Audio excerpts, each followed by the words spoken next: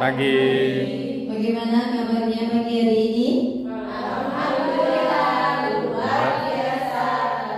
Semangat ibadah salam Allahu Akbar. Semangat semuanya, Ge?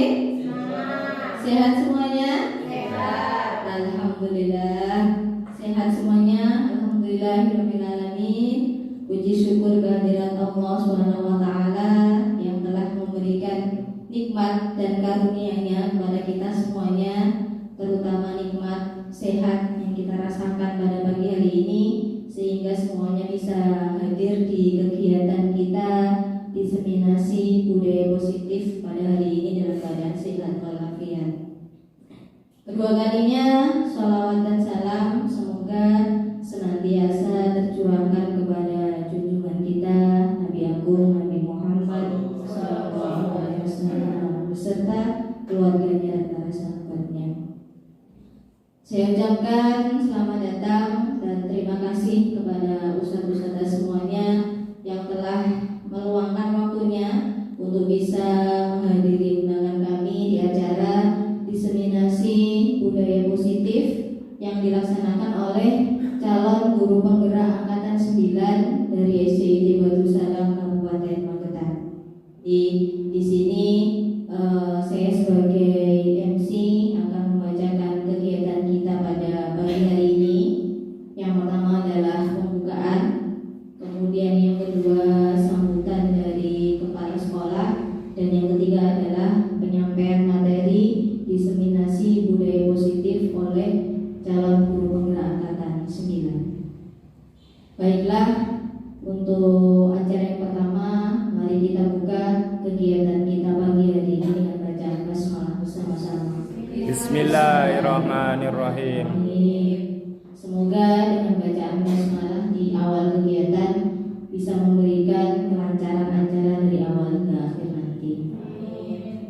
Kemudian memasuki acara yang kedua, yaitu sambutan dari kepala sekolah kepada Ustadz Suryani selaku kepala sekolah SDIT Batu Salam. Waktu dan tempat kami persilakan. Bismillahirrahmanirrahim. Assalamualaikum warahmatullahi wabarakatuh. Waalaikumsalam warahmatullahi wabarakatuh. Alhamdulillahirrahmanirrahim. Wa bihi nasta'in ala umuri dunya waddin. Wassalatu wassalamu ala Muhammadin wa ala alihi wa sahbihi ajma'in, amma ba'du. Yang kami hormati Ustazah calon guru penggerak angkatan 9 di SDIT Batu Salam, yang kami hormati pula Ustazah SDIT Batu Salam. Pada kesempatan pagi yang cerah ini kita bersama-sama kita bersyukur kepada Allah Azza wa Jalla atas seluruh nikmat yang telah diberikan kita semuanya, sehingga pada hari ini kita bisa berkumpul di ruangan yang alhamdulillah cukup nyaman ini. Kita bisa berkumpul berbagi ilmu karena maka untuk diseminasi budaya positif ya dari calon guru penggerak angkatan 9. Saudara salam semoga curahkan kepada junjungan kita Nabi besar Muhammad SAW, keluarga dan para sahabatnya dan orang-orang istiqomah di jalannya sampai akhir zaman. Ustadz Zalir Rahmatullah Ta'ala, tentunya sekolah itu adalah sebuah tempat sebagai tempat yang paling efektif untuk mendidik anak, untuk mencetak anak menjadi generasi penerus kita. Agar proses pendidikan tersebut itu berjalan lancar, maksimal, maka tentu di tempat tersebut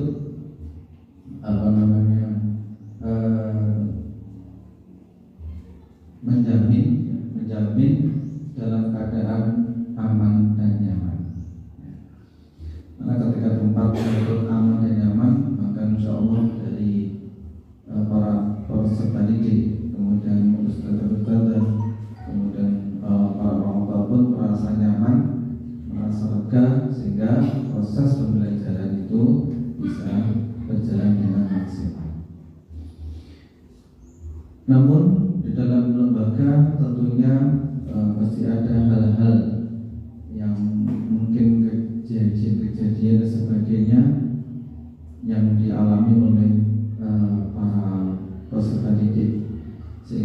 seorang guru itu harus mampu untuk menyelesaikan, harus mampu untuk memberikan pendekatan yang baik ya, sehingga masalah tersebut bisa terselesaikan dengan baik dan tidak meninggalkan bekas yang yang kurang baik. Maka untuk itu hari ini calon guru penggerak 9 akan memberikan diseminasi budaya positif dalam rangka untuk bagaimana cara mengatasi masalah-masalah yang ada di sebuah lembaga yang dengan tentunya adalah nanti kalau bisa diterapkan maka insya Allah langsung luar biasa. Dan ini kami selaku lembaga merasa senang sekali dengan adanya kegiatan ini, sehingga dari para guru-guru itu memiliki wawasan baru, ilmu baru dalam menangani anak. Maka dalam kegiatan ini kami sangat mendukung dan memberikan apresiasi yang luar biasa, dan kita berharap kegiatan ini bisa lancar ya dari awal hingga akhir dan memberikan ilmu yang bermanfaat bagi kita semua, sehingga sekolah kita ini bisa sekolah yang aman dan nyaman untuk semua.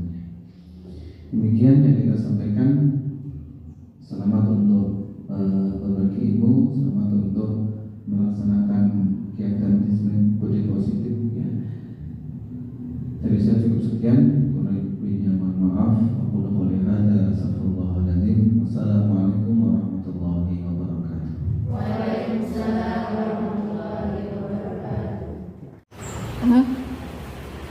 Bismillahirrahmanirrahim. Assalamualaikum warahmatullahi wabarakatuh.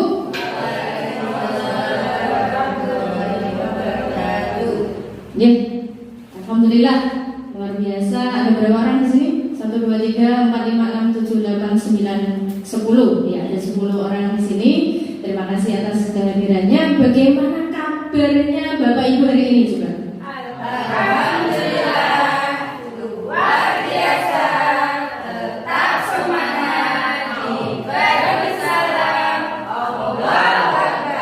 Sepertinya saya kurang semangat menanyakannya. Bagaimana kabar Bapak Ibu hari ini? Alhamdulillah, luar biasa. Tetap semangat, ibadah salam, Allahu Akbar. Luar biasa. Tepuk tangan untuk Bapak Ibu semuanya. Alhamdulillah, alhamdulillah rabbil alamin. Wassalatu wassalamu ala asyrofil anbiya'i wal mursalin wa ala alihi washabihi ajma'in. Pertama-tama marilah kita haturkan rasa syukur yang luar biasa kehadirat Allah Subhanahu wa taala atas segala limpahan nikmatnya, nikmat iman, nikmat Islam, nikmat sehat, sehingga pada pagi hari ini kita semua dapat berkumpul di majelis yang insya Allah nanti penuh manfaat. Allahumma amin. Kedua kalinya salawat serta salam semoga tercurahkan kepada junjungan kita Nabiullah Nabi Muhammad sallallahu alaihi wasallam, Nabi terakhir, panutan kita, teladan kita yang kita tunggu syafaatnya di yaumil akhir nanti. Mudah-mudahan kita semua menjadi kekasihnya Rasulullah yang ditempatkan di surga bersama Rasulullah. Allahumma amin. Baiklah Bapak Ibu semuanya, hari ini mungkin panjenengan semua bertanya-tanya, kok dikumpulkan di sini tuh mau dikasih apa? Ini hari Sabtu, akhir pekan, waktunya liburan, kok ingin sekolah lagi, ya kan? Ditanyakan, mungkin jenengan bertanya, ini mau ngapain sih? Jadi Bapak Ibu semuanya, hari ini saya mendapatkan tugas dari sekolah guru penggerak. Kebetulan saat ini seperti yang jenengan tahu, saya sedang ikut sekolah guru penggerak angkatan 9 dan saya dapat tugas untuk melakukan diseminasi, menyebarkan pemahaman dan penerapan pengalaman budaya positif. Yang paling atas ada kata diseminasi. Apakah diseminasi itu sudah pernah dengar Bapak Ibu? Belum. Kalau imunisasi? Sosialisasi? Rekreasi? Itu pasti. Itu yang terakhir mainan rekreasi. Oke, baiklah. Diseminasi. Coba bisa di-slide ya. Nah, ini dia. Diseminasi itu adalah proses penyebaran informasi atau pengetahuan kepada khalayak luas Dalam konteks ilmiah, diseminasi adalah proses yang bertujuan untuk menyebarkan hasil penelitian, temuan atau inovasi ke dalam masyarakat umum, baik melalui publikasi, presentasi maupun aktivitas lainnya. Nah, ini adalah diseminasi. Sekarang sudah paham kan Bapak Ibu? Biar tidak bingung. Kita mau diseminasi nanti tidak tahu diseminasi itu apa loh. Sudah tahu. Sekarang kita lanjut, sudah? Baiklah. Sebelum kita masuk ke materi utama, saya ingin bertanya kepada Bapak Ibu, setuju atau tidak Bapak Ibu dengan pendapat berikut ini? Yang pertama, memberikan hukuman dapat mendisiplinkan siswa. Setuju atau tidak? Setuju atau tidak? Bu Sri setuju? Oh, setuju. Bu Caca setuju? Oh, dilihat apa hukumannya. Baiklah, Pak Imam setuju? Yes, setuju. Sekarang lanjut ke poin kedua, memberikan hadiah dapat meningkatkan prestasi siswa. Oh, setuju, senang oleh hadiah ya sepertinya ya. Nah, setuju. Berarti gimana setuju? Memberikan hadiah dapat meningkatkan prestasi siswa. Biasanya kalau pas terima rapot gitu ya. Oke. Kemudian guru harus mampu memberikan solusi untuk setiap siswa yang bermasalah. Setuju. Masalah siswa contohnya apa Bu Siti? Oh, malas. Jadi guru harus membantu menemukan solusi supaya siswa itu tidak. Oke, baiklah. Guru berperan sebagai teman bagi siswa. Setuju atau tidak? Yang lainnya? Pak Awan? Setuju. Oke, baiklah. Kita lanjut. Nanti kita akan temukan apakah kesetujuan dan ketidaksetujuan Bapak Ibu itu sudah sesuai dengan budaya positif yang akan kita pelajari. Baik, dalam diseminasi kali ini kita akan belajar tentang konsep inti dari budaya positif. Yang pertama yaitu disiplin positif, ada nilai-nilai kebajikan, kebutuhan dasar manusia, motivasi perilaku manusia, posisi kontrol guru, keyakinan kelas, dan segitiga restitusi. Dari 1, 2, 3, 4, 5, 6, 7 ini mana yang menurut Bapak itu masih asing? Dari disiplin positif, nilai-nilai kebajikan yang masih asing, yang poin yang mana? Segitiga restitusi. Karena selama ini yang kita tahu segitiga itu segitiga sama sisi dan segitiga sama kaki. Ini kok ada lagi segitiga restitusi ini? Dari mana ini ya kira-kira? Nanti kita akan pelajari. Oke, kita lanjut. Nah, sekarang kita mau main game dulu ya. Siap-siap biar lebih semangat ini ya. Tuh coba bisa dibaca. Coba Anda bayangkan bahwa Anda menyimpan sesuatu yang sangat berharga dalam kepalan tangan Anda. Bayangkan, mungkin itu uang, mungkin itu emas antam ya, sekarang lagi mahal-mahalnya, atau mungkin itu cincin kawin gitu ya. Dalam kepalan tangan Anda perlu menjaga benda tersebut sekuat tenaga karena begitu pentingnya untuk kehidupan Anda. Ya. Nah, tugas rekan di samping Anda, silakan rekan di sampingnya adalah mencoba membuka dengan segala cara apa yang ada di dalam kepalan tangan itu. Boleh pakai cara apapun, boleh membujuk, boleh menggadik, bukan, dengan ya, boleh mengintimidasi. Ayo, tidak dibuka nanti kamu tak boleh, jangan seperti itu ya. Boleh memarahi, yuk buka, nah kayak gitu. Boleh menggedek, bukan enggak, gitu kan ya. Boleh menggelitik, dikit-dikit ada. Bahkan menawari Anda uang atau boleh kasih HP-nya, biar apa yang ada di genggaman tangannya itu diberikan. Coba silakan 1, 2, 3, cari pasangan masing-masing. Ayo silakan dirayu. Satu bertindak sebagai rekannya yang menarik. Gantian. Mau dikasih apa kau? Oke, baiklah. Silakan.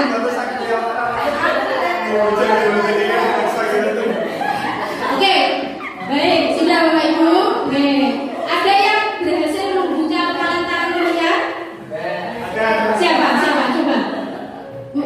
Bu Martin buka kepala tangan. Oh, Bu Sri. Nah, Bu Sri, kenapa kok Bu Sri membuka kepala tangannya? Padahal kan itu kan sangat berharga. Oh, Bu Martin bisa membuka tangannya Bu Sri. Kenapa? Kok seperti itu? Oh, jadi Bu Sri akhirnya membuka kepala tangannya padahal di situ ada sesuatu yang sangat berharga karena diiming-imingi HP. Kira-kira Bu Sri memberikan itu atas kontrol dirinya sendiri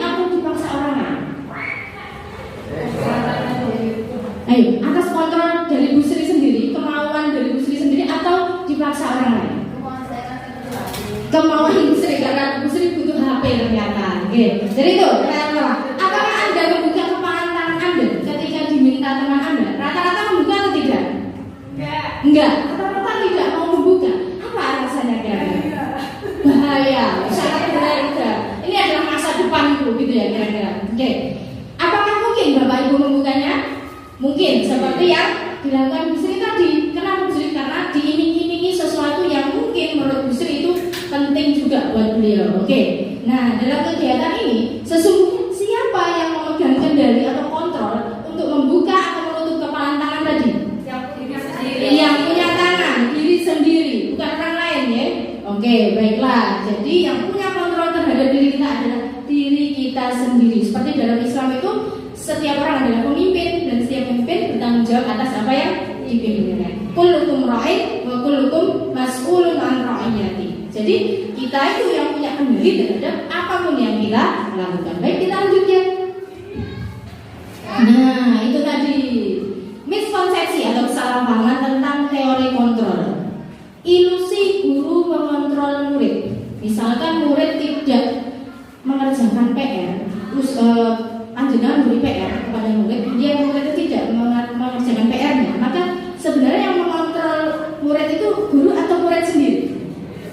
Nah, jadi murid sendiri, bukan guru. Selama ini kita beranggapan bahwa ketika saya perintahkan untuk murid saya mengerjakan PR, pasti dia akan mengerjakan, pasti seperti itu. Padahal tidak, dia akan mengerjakan PR kalau dia punya kemauan dari dirinya sendiri. Oke, selanjutnya ilusi bahwa kritik dan membuat rasa bersalah mampu menguatkan karakter. Kita sering kali memberikan kritik kepada siswa, oh kamu nggak boleh begitu, kamu nggak boleh begini, kemudian membuat rasa bersalah, kamu nggak kasihan sama ibu sudah capek-capek naik turun tangga loh, masa kamu nggak memperhatikan, kan kayak gitu. Itu namanya membuat rasa bersalah. Nah, itu selama ini kita pikir itu mampu menguatkan karakter siswa, padahal siswa karena kita membuatnya merasa bersalah itu hanya merasa kasihan sama kita. Itu tidak muncul dari dirinya, itu hanya kasihan sampai. Seperti kita misalkan membeli sesuatu karena kasihan gitu. Kita berarti dikasihani sama murid. Kasihan sekali kita. Kemudian ilusi bahwa semua penguatan positif, efektif dan bermanfaat. Nah, tadi ada poin memberikan hadiah untuk siswa itu adalah salah satu penguatan positif. Nah, ternyata selama ini itu adalah sebuah kesalahan ya, bahwasanya memberikan hadiah itu sebenarnya tidak selalu memberikan penguatan positif bagi murid kita. Kemudian ilusi bahwa orang dewasa berhak memaksa. Selama ini kita berpikir bahwa kita yang lebih tua itu punya kendali lebih, punya kendali utama terhadap mereka yang masih anak-anak. Apakah itu betul? Tidak ya. Jadi itu beberapa kesalahpahaman tentang teori kontrol. Kita lanjut. Nah, ini dia mengubah paradigma stimulus respon ke pendekatan teori kontrol. Jadi stimulus respon itu berarti kita melakukan sesuatu karena dorongan. Nah, di stimulus respon itu realitas atau kebutuhan kita sama. Menurut teori kontrol, realitas atau kebutuhan kita berbeda, ya kan?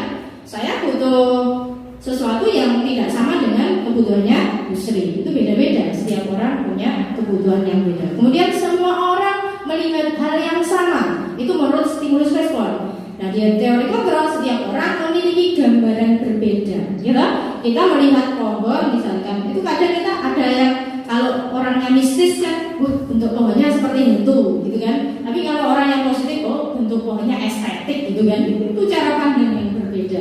Kemudian kita mencoba mengubah agar orang berpandangan sama dengan kita. Ada yang sering seperti itu? Nah, ada. Dari panjenengan ada? Wes gak usah diomongin. Rahasia ya. Kita mencoba mengubah orang agar berpandangan sama dengan kita. Padahal seharusnya kita berusaha memahami pandangan orang lain tentang dunia. Karena setiap orang point of view-nya beda. Ya. Kemudian perilaku buruk dilihat sebagai suatu kesalahan.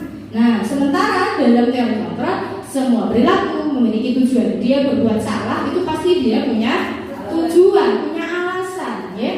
Kemudian itu orang lain bisa mengontrol saya. Sedangkan dalam teori kontrol hanya Anda yang bisa mengontrol diri Anda sendiri. Betul apa betul? Betul. Ya. Kemudian pemaksaan ada pada saat bujukan gagal. Nah itu tadi misalnya menghardik, memarahi, yaitu memaksa namanya ya. Ketika tadi diberi HP, contoh memaksa juga ya.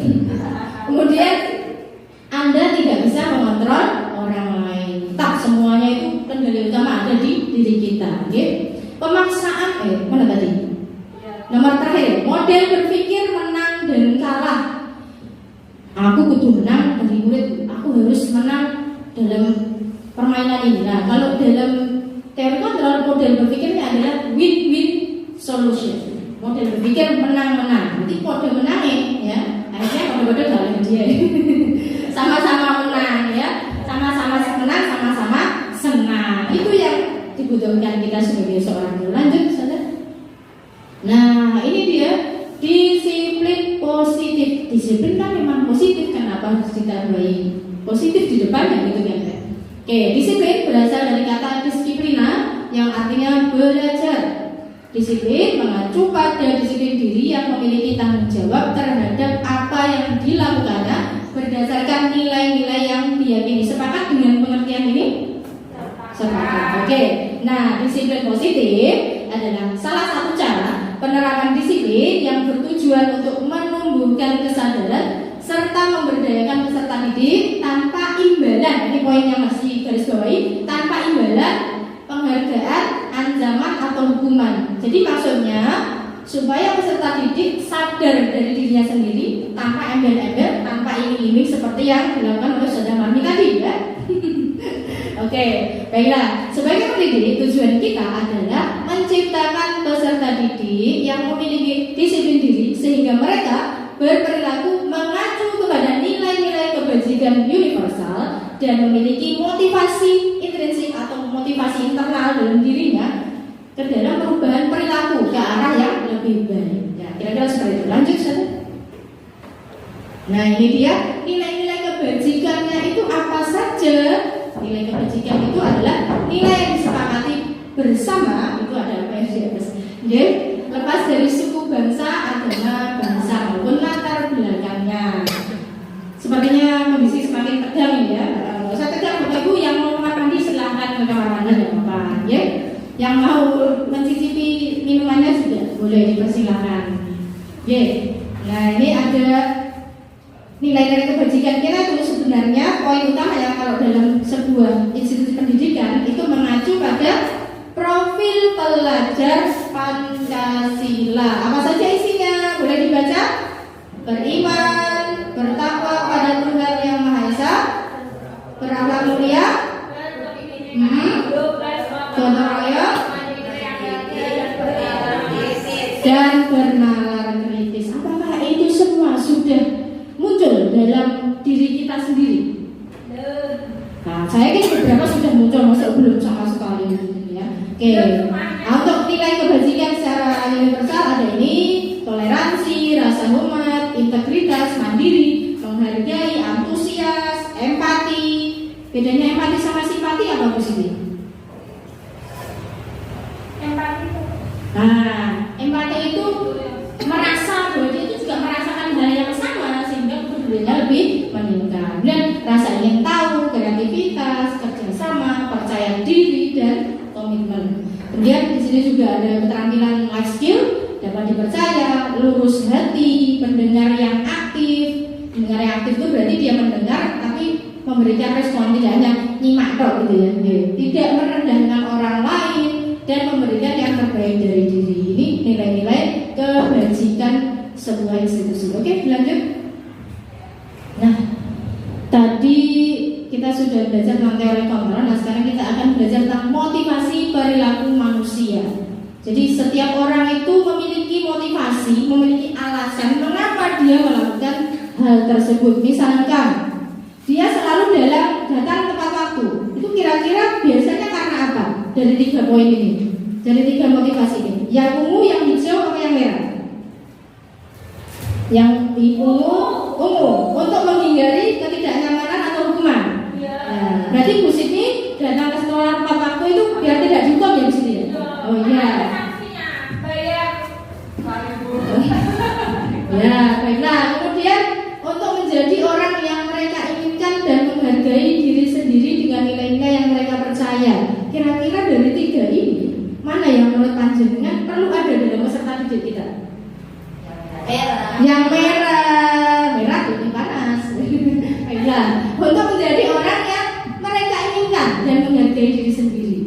Berarti mereka itu menjadi diri sendiri dengan versi yang lebih baik, versi terbaik dari dirinya. Mereka itu jadi alasan mengapa kita melakukan sesuatu. Kita lanjut, saudara. Nah, ini dia. Tadi kita sudah bertanya-tanya tentang restitusi. Nah, di sini ada perbedaan hukuman. Kalau hukuman sudah tahu kan? Hukuman mahasiswa itu sudah akrab dengan yang namanya hukuman, karena zaman kita sekolah dulu hukuman adalah sesuatu yang menjadi makanan kita sehari-hari. Kemudian konsekuensi sudah bisa dipahami ya, konsekuensi. Nah, selanjutnya adalah restitusi. Nah, bisa dibaca di situ perbedaannya. Hukuman, konsekuensi, dan restitusi. Jadi kalau hukuman itu tidak terencana, tiba-tiba ada anak yang datang terlambat, ya kamu lari keliling lapangan 100 kali, ya, pingsan anaknya. Dan murid tidak tahu apa yang akan terjadi atau tidak dilibatkan. Jadi muridnya tidak ditanya dulu. Tahu-tahu muridnya pingsan karena ternyata dia sedang sakit. Nah, itu. Kemudian bersifat satu arah, jadi dari gurunya saja. Kemudian berupa hukuman fisik atau psikis. Yang kemudian konsekuensi terencana atau disepakati sesuai peraturan. Misalkan kalau kamu terlambat, nanti konsekuensinya adalah tidak ikut pelajaran di jam awal atau meminta surat permohonan maaf kepada kepala sekolah, misalkan seperti itu. Kemudian murid tetap dibuat tidak nyaman. Jadi nanti di kelas dia akan diungkit-ungkit lagi keterlambatannya itu, sehingga dia merasa tidak nyaman. Bahkan ada beberapa anak yang karena mungkin penjenengan punya pengalaman seperti itu, karena dia sering dihukum atau diberikan konsekuensi ketika terlambat, akhirnya besoknya dia tidak mau sekolah karena merasa tidak nyaman di kelas tersebut atau di sekolah tersebut. Kemudian sikap guru selalu memonitor murid, diawasi ya gitu kan ya. Kemudian restitusi. Nah, ini dia restitusi yang kita tanyakan tadi, proses menciptakan kondisi bagi murid untuk memperbaiki kesalahan. Prosesnya kolaboratif yang mengajarkan murid untuk mencari solusi sendiri. Apa tadi? Win-win solution. Oke, kita lanjutnya, nanti kita akan bahas lebih lanjut. Nah, ini dia. Kita akan belajar tentang kebutuhan dasar manusia.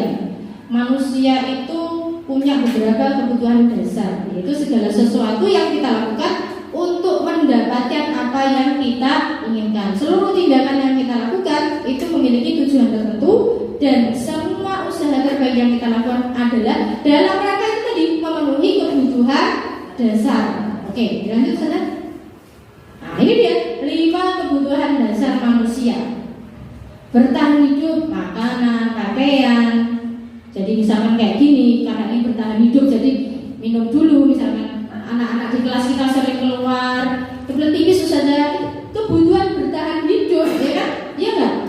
Iya. Kalau dia nggak melaksanakan itu kan sakit perutnya, ya kan? Nah, bisa fatal itu akibatnya. Kemudian itu rasa kasih sayang dan rasa diterima, dipedulikan, berbagi, kerjasama, menjadi bagian dalam kelompok. Makanya kalau dalam kelas itu biasanya kita anak-anak yang pendiam itu kita gabung atau kita kelompokkan dengan temannya yang agak ceriwis, supaya dia tidak diem aja gitu, supaya dia tidak mager di dalam kelas gitu kan ya.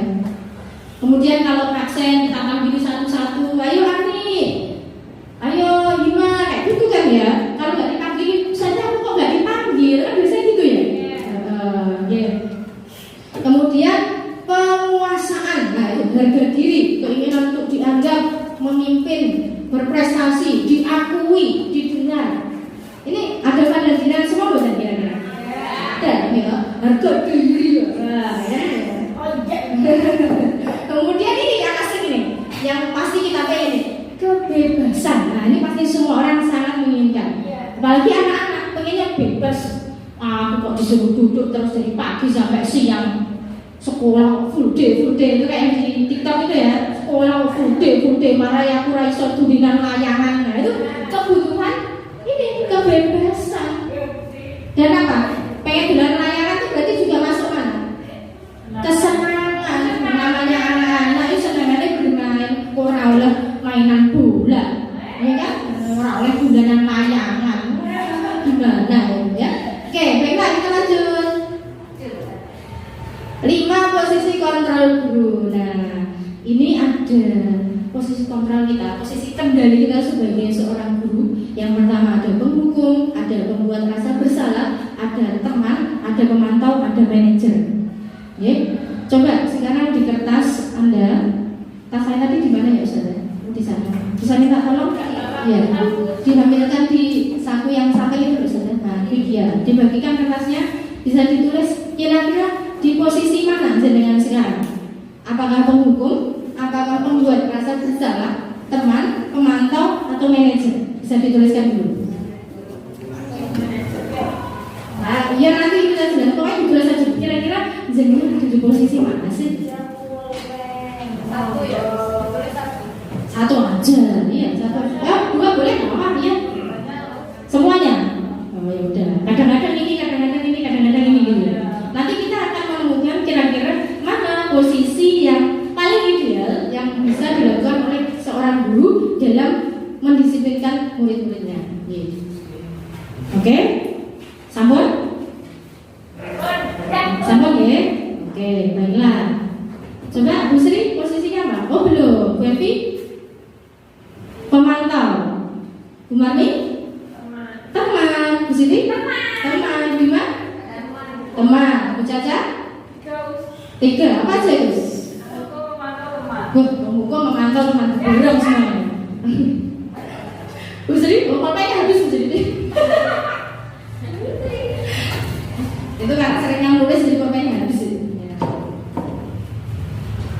Pak Wawan? Pemantau. Pak Iman? Teman. Ya. Bu Sri apa ini?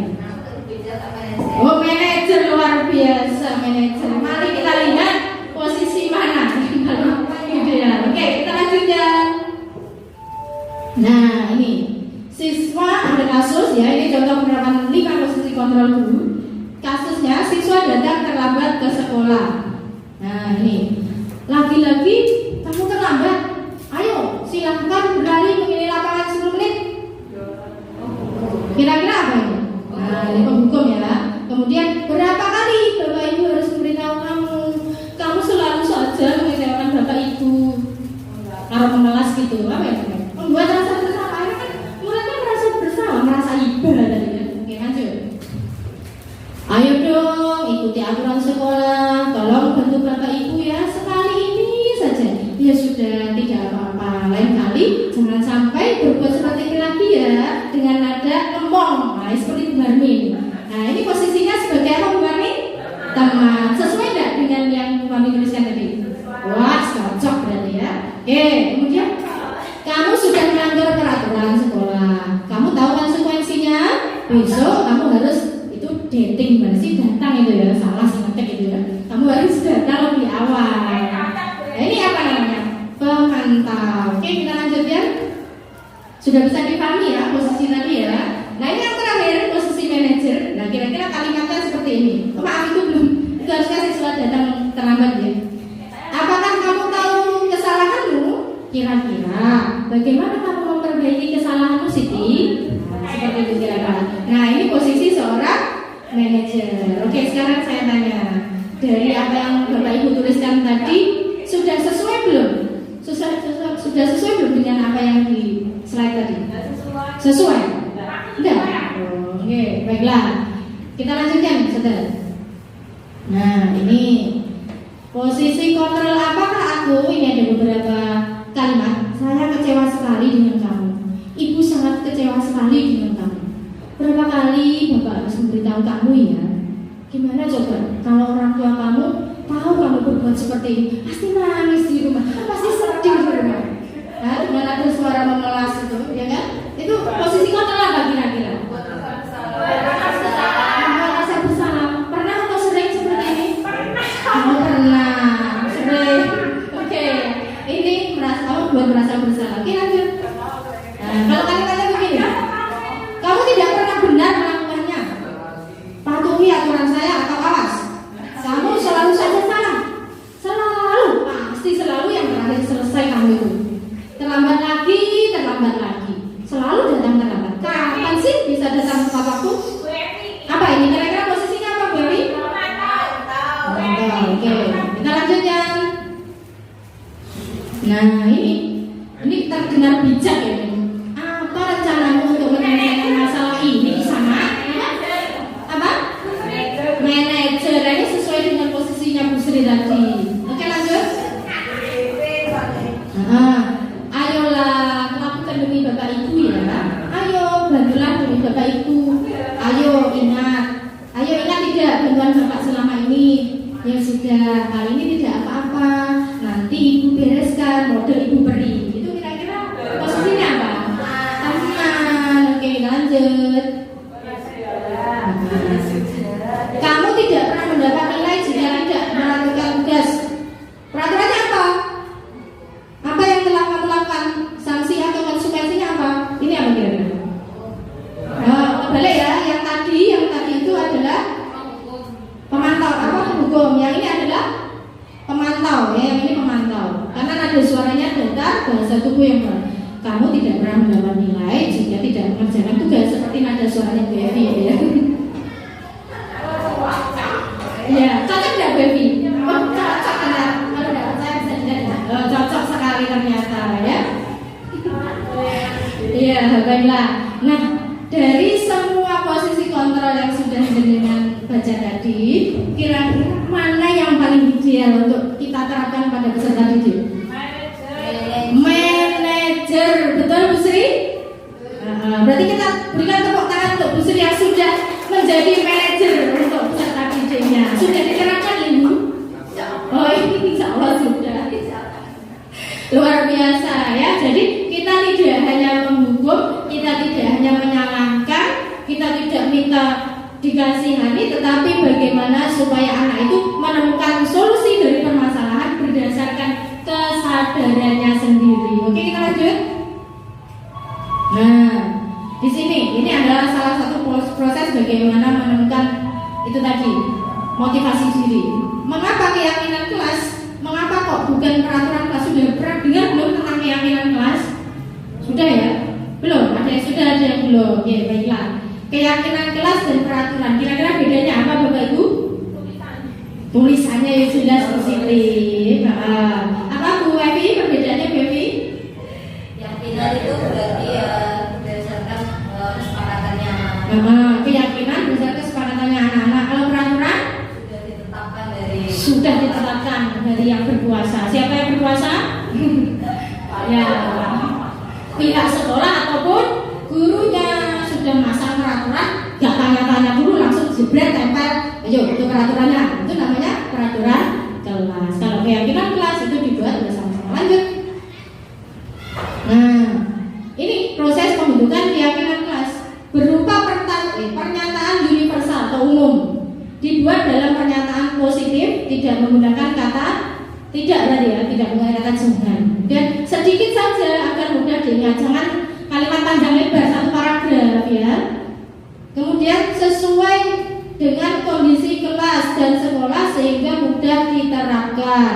Jadi disesuaikan dengan lingkungan sekolah itu. Kemudian semua warga sekolah atau kelas dilibatkan saat membuat keyakinan kelas. Misalnya, anak-anak, hari ini kita akan membuat keyakinan kelas. Coba tuliskan keyakinanmu dalam kelas ini apa. Nanti suruh nulis. Setelah itu nanti akan disepakati bersama. Jadi anak itu melakukan apa yang sudah diyakini, bukan disuruh. Akhirnya yang seperti itu. Oke, kita lanjut ya. Nah ini dia. Ini salah satu proses yang tadi kita tanyakan, segitiga restitusi, yaitu sebuah proses menciptakan kondisi bagi peserta didik untuk memperbaiki kesalahan mereka sehingga mereka bisa kembali pada kelompok mereka, teman-teman mereka dengan karakter yang lebih kuat, tidak minder, tidak merasa bersalah, ya kan? Nah itu segitiga restitusi. Tahapannya ada ini, validasi tindakan yang salah. Apa dulu? Yang bawah dulu ya, menstabilkan identitas, kemudian validasi tindakan yang salah dan menanyakan keyakinan. Ini namanya segitiga restitusi. Tapi tidak ada di matematika ya ini ya. Oke, kita lanjutkan. Nah ini menstabilkan identitas. Caranya seperti apa? Ini kalimat-kalimatnya bisa dibaca Bapak Ibu. Berbuat salah itu wajar. Tidak ada manusia yang sempurna di sana. Kira-kira seperti itu ya. Kemudian Bapak Ibu juga pernah kok melakukan kesalahan ini. Jadi siswa itu dikondisikan bahwa semua orang pun bisa melakukan seperti itu, gitu. Manusia adalah tempatnya salah. Al-insan membakar khata' wa betul. Kita lanjutkan. Nah, validasi tindakan yang salah. Setelah tadi distabilkan identitasnya, anak merasa sudah menemukan identitasnya. Nah, sekarang divalidasi. Kamu pasti punya alasan. Jadi kok ayat 2, kamu pasti punya alasan. Oke, ada satu aja. Kamu pasti punya alasan mengapa melakukan hal itu. Padahal kamu bisa melakukan yang lebih buruk dari ini ya. Kamu patut bangga karena telah melindungi sesuatu yang penting buat kamu. Kamu melakukannya karena mempertahankan sesuatu yang penting bagi kamu. Nah, ini kalimat-kalimat validasi tindakan yang salah. Ditanya alasannya, ya, ditanya. Jangan moro-moro dihukum, ya kan? Oke, kita lanjut. Menanyakan keyakinan. Oke, tadi sudah membuat keyakinan kelas. Nah, sekarang waktu anak itu melakukan pelanggaran, ditanya keyakinan kelas kita apa ya? Nilai-nilai apa yang telah disepakati bersama? Tentunya dengan suara yang lemah, lembut, ya kan? Jangan apa keyakinan kelas kita? Nah, itu modenya mode menghukum itu. Kemarin ya tuh. Nah. Kamu yang menjadi orang yang seperti apa? Ditanya. Itu dengan lemah lembut. Oke, lanjut. Baiklah Bapak Ibu, ini adalah contoh penerapan segitiga restitusi yang sudah saya praktekkan kemarin dengan salah satu murid kita. Bisa diputarkan Bapak Ibu? Ini kasusnya adalah si anak ini tidak melaksanakan piket kelas. Mohon maaf apabila suaranya tidak jelas.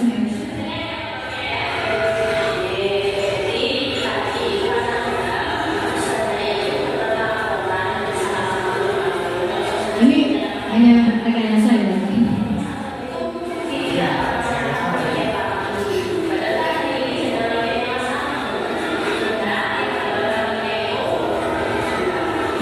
Ini kan kita menyepakati dengan anaknya, dan di salah satu ruangan dan tidak di depan teman-temannya. Jadi si anak tidak merasa minder atau bagaimana.